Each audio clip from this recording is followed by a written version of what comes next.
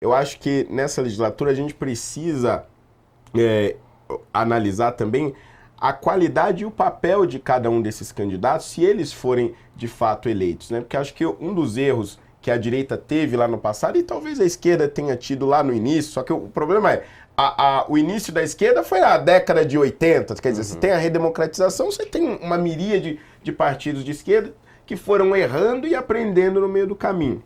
A direita, de fato, existe agora desde 2015, 2016, com Bolsonaro a partir de 2018, e você teve muitos candidatos que simplesmente não tinham propostas, não tinham convicção e, pior, também não tinham experiência. Aí acabaram surfando na onda do Bolsonaro, abandonaram o Bolsonaro, ficou por isso mesmo, a bancada quebrada, foi um horror. Agora, nessa segunda legislatura, né, de 2022 para cá, a gente já viu também uma bancada à direita muito mais experiente, muito mais coesa, entendendo do regimento. Eu acho isso absolutamente fundamental. Inclusive, o Pavinato é crítico de um dos candidatos ao Senado aqui do PL, que é o André do Prado. Eu, particularmente, acho que pode ser até uma boa escolha por conta da experiência política dele, da capacidade de articulação, mas da mesma forma, claro, ele também precisa deixar claro os seus posicionamentos em relação ao STF, em relação a Alexandre de Moraes, porque se de um lado não adianta ter só o posicionamento correto e não ter a experiência, também não adianta você ter a experiência e não ter o posicionamento claro. É preciso ter as duas coisas e acho que isso vai fazer com que a direita acabe amadurecendo o seu quadro político ao longo dos próximos anos. Mas vamos lá para a próxima pauta. Para você que está chegando, muita calma, Pavinato estará aqui amanhã em um programa especial. Continue aí que eu vou contar para vocês o que vai acontecer amanhã aqui nesta tela.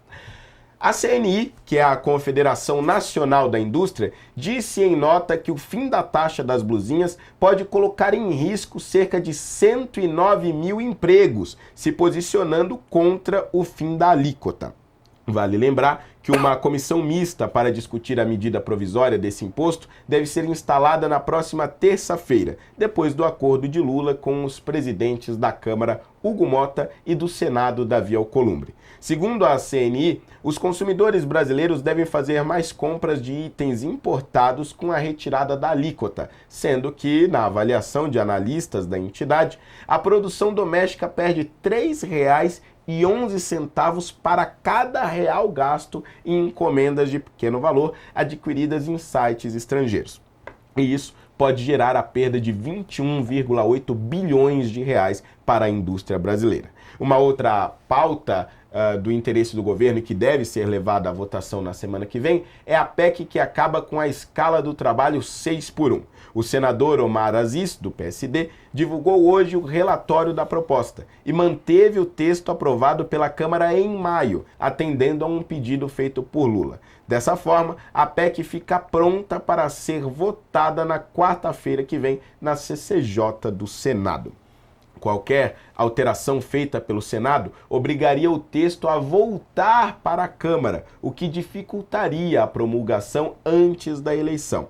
O Congresso tem apenas mais uma semana de funcionamento, entre 31 de agosto e 4 de setembro, até o pleito de outubro.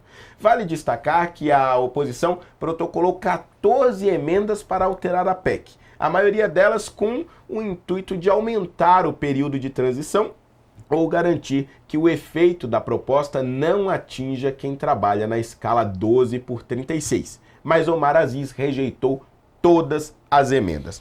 Olha, é bem preocupante, né, bem, que a gente esteja discutindo uma proposta de emenda constitucional, né, que não é qualquer projeto de lei, é uma emenda à Constituição Federal, às vésperas de uma eleição tão acirrada. Quer dizer, a qualidade desse debate vai ser uma porcaria, tanto a da 6x1 quanto a da taxa das blusinhas. No caso da taxa das blusinhas ainda, é o Lula corrigindo uma burrice, né? Porque a burrice foi a anterior, de não ter estudado o impacto disso nas famílias mais pobres e simplesmente ter atendido ali os anseios da indústria nacional. Por outro lado, a indústria ela tem um bom argumento no sentido de que ela paga muito imposto, né? Você tem uma estrutura nacional que impede a indústria de se desenvolver. Mas você não pode punir também o consumidor mais pobre por conta disso. Não é uma discussão tão simples. E a escala 6 por 1 tem uma série de consequências que não foram devidamente estudadas, não foram devidamente pesquisadas e definitivamente nesse período eleitoral não é o momento, né, bem?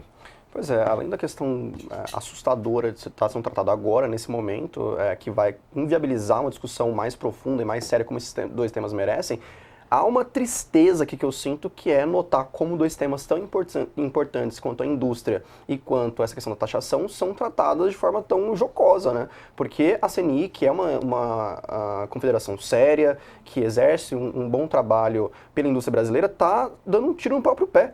Porque não é o momento de falar, defender ali mais imposto, uma taxação atual para beneficiar a própria indústria. Há outros meios de se fazer isso. Qual que é a discussão central aqui? Industrialização, né? Capacitação de mão de obra no Nordeste, principalmente no Norte e no Nordeste, investir em ferrovia, em rodovia, infraestrutura, né? É você simplificar e diminuir a carga tributária, você conseguir rever também o modo de contratar e de demitir hoje, ou seja, a CNI deveria ter ali outras prioridades agora, inclusive para a própria indústria, que eu tenho certeza que os empresários mais priorizam do que um simples imposto, do que defender essa taxação, que além de tudo afasta o cidadão da própria CNI, da própria indústria, né? O sujeito que está vendo esse jornal aqui agora e vê a CNI dizendo isso, acha que a CNI é composta por um bando de burocrata, e não é o caso. Há uma falha de comunicação também, né? Há muitos outros problemas agora que poderiam, inclusive, ser sanados para ajudar a indústria brasileira que não manter uma taxação. Da mesma forma que quem trata da 6 por 1 não está tratando de forma adequada. Não é simplesmente uma canetada que você vai solucionar os problemas do trabalhador, né? Hoje o cidadão aqui em São Paulo, por exemplo, fica ali de 3 às 6 horas no transporte público para chegar no seu trabalho. E isso não é colocado em pauta, né? O cidadão hoje trabalha 6 meses do ano só para pagar imposto. Isso também não é discutido. Ou seja, há outras formas que não estão sendo tratadas aqui, porque tem muito populista que não quer tratar com a seriedade que merece, que é a indústria precisa de um fôlego, precisa de capacitação, precisa de investimento de verdade, precisa de coisas até marginais nessa discussão, como, por exemplo, a questão de ferrovia, rodovia, infraestrutura, painel solar, mão de obra no Nordeste, que vão ajudar a indústria, e a questão do trabalhador também. São coisas marginais que não interessam a políticos populistas no momento de tratar. Por exemplo, indústria.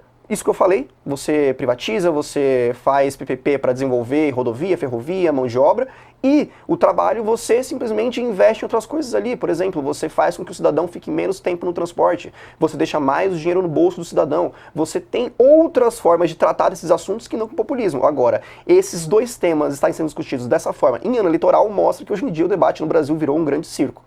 Agora, eu te pergunto, né, doutor Eduardo, que legitimidade teria uma proposta de emenda constitucional discutida dessa maneira absolutamente assodada, com um claro interesse eleitoral, onde inclusive todos os senadores estão pensando, aliás, todos não, né, mas boa parte ali, 2/3, estão pensando em se reeleger ou eleger seus parceiros, além das disputas locais.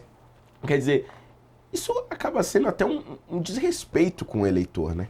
Sim, vale lembrar como que começou tudo isso, né, Holliday?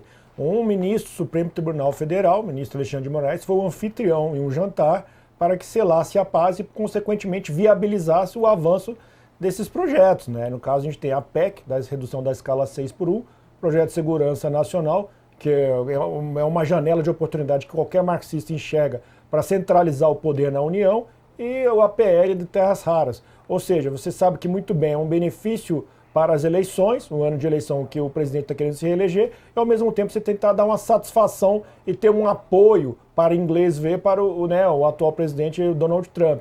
Então esse é o primeiro ponto que a gente começa a enxergar e, de certa forma, eu concordo com você, né, porque o uso de uma ferramenta de fazer uma emenda à Constituição, a proposta de emenda constitucional, até pelo quórum qualificado,